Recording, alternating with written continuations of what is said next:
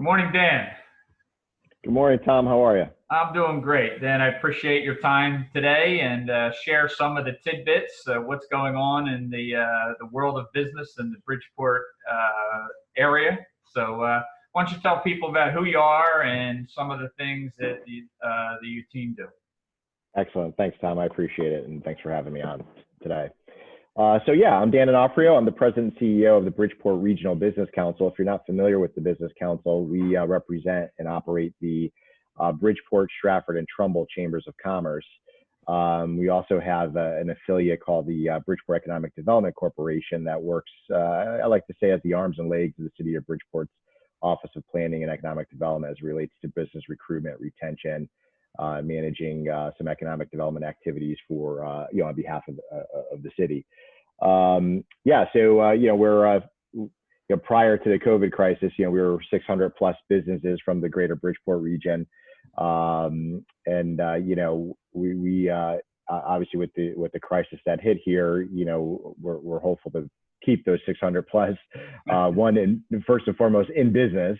And then secondly, as part of our network and ultimately here, we're just a resource for all businesses, whether you're a member or not. That's what we do is help business navigate some challenges and work through and hopefully grow their businesses so that they can recruit and retain talent to the area. I think that ultimately is the goal, right? And create more jobs. Great. So during all this craziness, how are you and your team handling? Is everybody at home, or are they work? How are you guys handling all this? Yeah, well, we have a beautiful office space on 10 Middle Street, right downtown Bridgeport, up on the 14th floor. We were fortunate earlier this year. We had done some upgrades to our technology, particularly with the phone system, particularly with our equipment. So the staff has been pretty much overnight. We just went home, like many businesses, and we were, positioned well to do that. So we've been business as usual as it relates to answering the phones, emails. And it was a little bit of an adjustment because you're not in the office with your colleagues every day. But we've been fortunate enough to have our regular, Zoom calls. I'm sure everyone's getting a little bit of Zoom fatigue a little bit, but we've all gotten into a groove now, and I see it with the webinars that we're hosting and informational sessions that we're hosting, that it's just, people I think are just getting used to it as, I hate to use the term because it's overused, but the new normal. What's funny is one quick comment, I remember in my prior life, I'm coming from the corporate industry, and we've had Zoom calls and link calls and all these calls in the past with our developers from, across the country and the world. And it was always funny that, I always found it interesting that no one really ever used the video component. It was always, you dial in and you just see their name, right? Because no one wanted to show themselves for whatever reason. And it's interesting with COVID though, it was like an overnight switch. Like all of a sudden, like I think people felt compelled to have the video on, whether to show, that they are working or whatever it may be. It was just kind of funny that it was almost overnight because, gosh, the technology existed for 10 plus years, Easy. Yeah, and it's just kind of funny to see how the cultural shift went to like it's normal to be on a video call now, Yeah, I come, my background's from the telecom, and we sold at Executone. We sold, first ones to come out with video conferencing, saved people from traveling, and you get right up to the sale, and then people back off of it, and then they went to the phones, and people aren't going to do it. No one will ever do this. They can't. And then now, boom. Yeah. I always say, never say you never, because I end up doing it all the time. But that's right. So that's what right. changes have you implemented in the way you guys are doing business, if any? Yeah, so you can imagine our industry, the chamber world, many of us, a big part of what we do are bringing people together, convening people through events and things of that nature, informational sessions, luncheons, golf outings, you name it, that's what we do. So this situation has really thrown a monkey wrench in a lot of our businesses. For us specifically at the BRDC and our network, our events represented half of our revenue.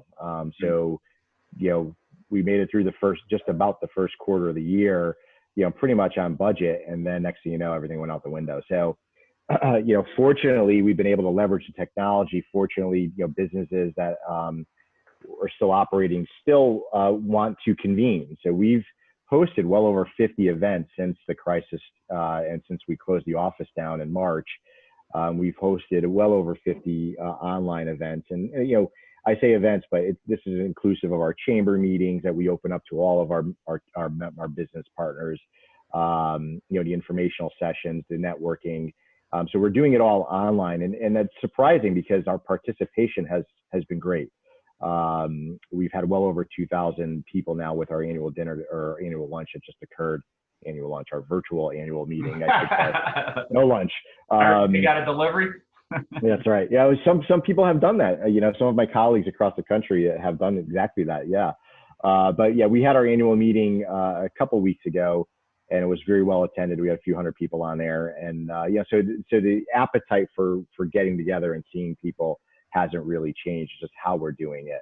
So for us, I remain somewhat bullish on this whole thing and very positive. I think this is kind of just the thing that our industry needed, because very quickly you go to and you find out the real value that you provide your membership base and your partners in the business community, as being a resource for them. And, it really gives you clarity and focus on the types of conversations you want to have instead of just doing an event just to have an event. Right. So for us, it's been a shift, obviously. And, we have much more work to do to get more efficient, as particularly around our marketing and messaging. But, it's been a positive thing in the end for us, and I think for the businesses that we've been supporting. Yeah, no, that makes a lot of sense. A lot of businesses are still in lockdown. I would say the other categories, they're in training, still training new, warming up, and some are really growing. Have you seen pivots that businesses have made within the chamber or yourself, whether the target market they've gone after or the revenue sources? Have you seen any positive examples of that? Yeah, I think we've had a few stories. I think many of them, most of you have heard about, but the one that I am really intrigued about is Wade's Dairy. Oh. Think about Wade's Dairy. School shut down. He's got an overabundance of milk, and he had to figure out a way to not waste his product, but also come up with a new model going forward. So he's now reintroduced and reopened up home delivery of milk, fresh milk. And when I started over a year ago in my role, I remember meeting Doug Wade, and we had a conversation, and I went to visit him at his shop in Bridgeport, and he said, "Oh, the days of the milkman, those were the great days. I'd love to get back there someday." So who would have thought, less than a year later, he's delivering milk to homes, and it's been, he's got a waiting list basically, and wow. making it work. That's a really great example of someone, pivoting, and adjusting their business model and creating another revenue stream for them, for his business. And then of course the other ones that you've heard, there's a lot of them, we're very grateful for, but as the supply chain for PPEs was really stressed, particularly at the hospitals. And we've seen a lot of our partners just shift and pivot in terms of what they're producing and actually producing the face shields, the masks, and those kind of things. So, it's great to see a community come together in that way to help support. But I think we'll continue to see people, maybe even drop some lines of business and pick up new ones as their businesses evolve. We've got a lot of folks that are, in similar, convene similar type of events like us, where they're bringing people together for networking and stuff like that. And they've also had to do it online now. But it's an opportunity because now you open up the net. The net's a little bit broader and it's convenient. As I mentioned earlier, our participation I thought was going to drop, but actually it's increased because, you do it right from your home, and by recording it, you can watch it, at your leisure. So, I think we'll continue to see that and see people integrate the technology as they go forward, in their businesses. Yeah, I think the technology and virtual is the new reality, not to be quoting that new normal. And I think, if you're going to stay in business, you got to, and I'm very interested to watching what some of the restaurants are doing. If you're going to stay in it, you got to get innovative. And, the parking lot is a short stopover here in Connecticut because Winter's Yeah. coming, as they said in Games of Thrones. That's right. And a hat tip related to the restaurants. I just want to make mention of our economic development offices in all three communities that we serve, even here in Shelton, where I live. The towns that I've been working with, the economic development offices in Trumbull and Stratford and Bridgeport, have been very accommodating. They're really trying their best to support the businesses, particularly the restaurants, because many of them just didn't have the outdoor seating to begin with, and you see, restaurants doing these makeshift things, taking up a few parking spaces or whatever it may be, and the towns accommodating them, and the landlords that own those properties accommodating these restaurants, because it's hard for them, and there's a cost to getting started for these businesses. And that's what I've been hearing most from the smaller businesses as they've been reopening. There's an additional cost there, to get the equipment, to get the plexiglass and all those things. And it's a challenge, so we really need to do our part to support these smaller folks, particularly the restaurants and small retailers.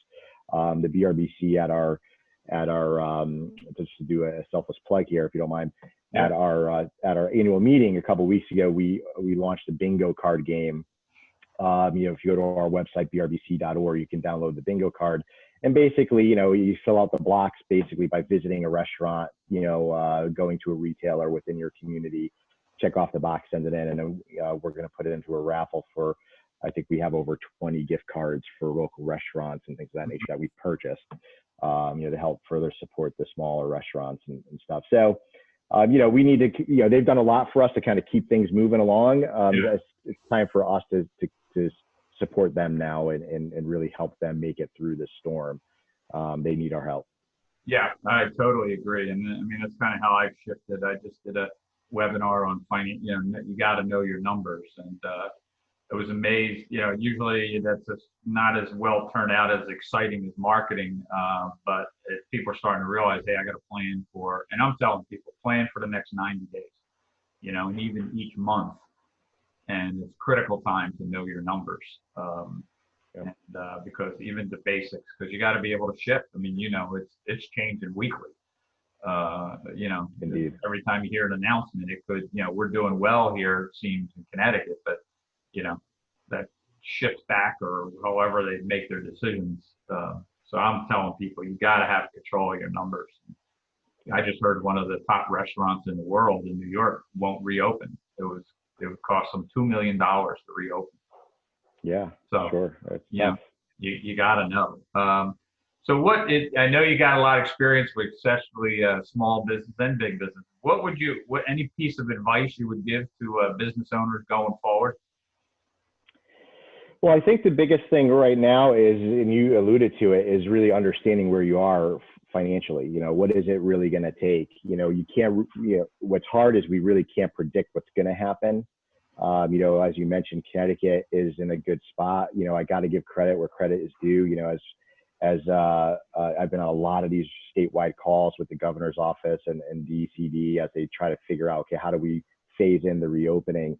And it's tough, making those decisions are very tough. And the governor pumping the brakes with the bars, that hurts a lot. Oh, but we're seeing what's happening as across the country as restaurants and bars have reopened. And I know it hurts, but I think because we can't afford to go backwards, right?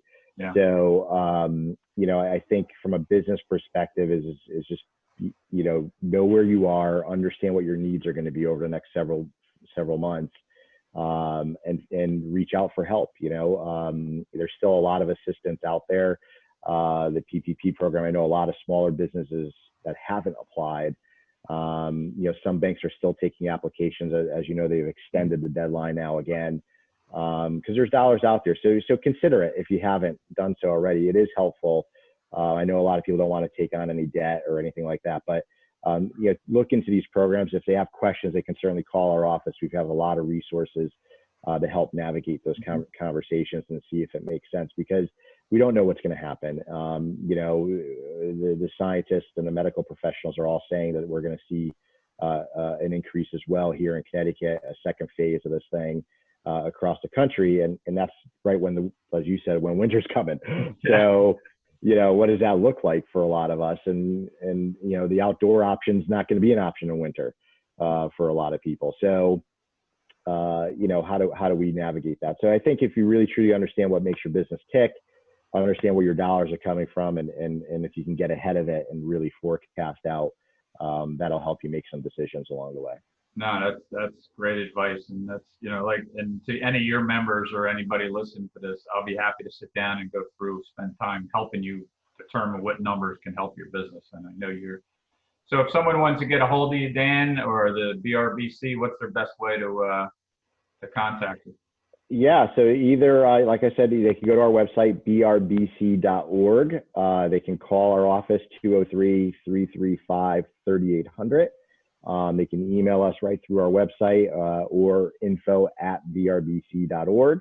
I'm very accessible. Aaron, Kate, and Ed are, we're all ready to take your calls and help along the way. So, we're on social and all that stuff too. So if you message us through those channels, we'll get it. We just, like I said, whether you're a member or not, we've had some folks call us. In fact, at the onset of this whole thing, people are like, oh, the first statement is, well, I'm not a member. Will you help me? Of course, we're going to help you. We're a business organization. Right. Don't think you need to be a paying member for us to help you at this time.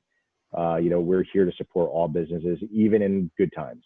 So don't think that just because you're not a member, you can't ask for help. Yeah, no, that's great. Hey, Dan, I really appreciate you giving me some time this morning. I know you're busy, but thanks. That's great advice. And I appreciate your time.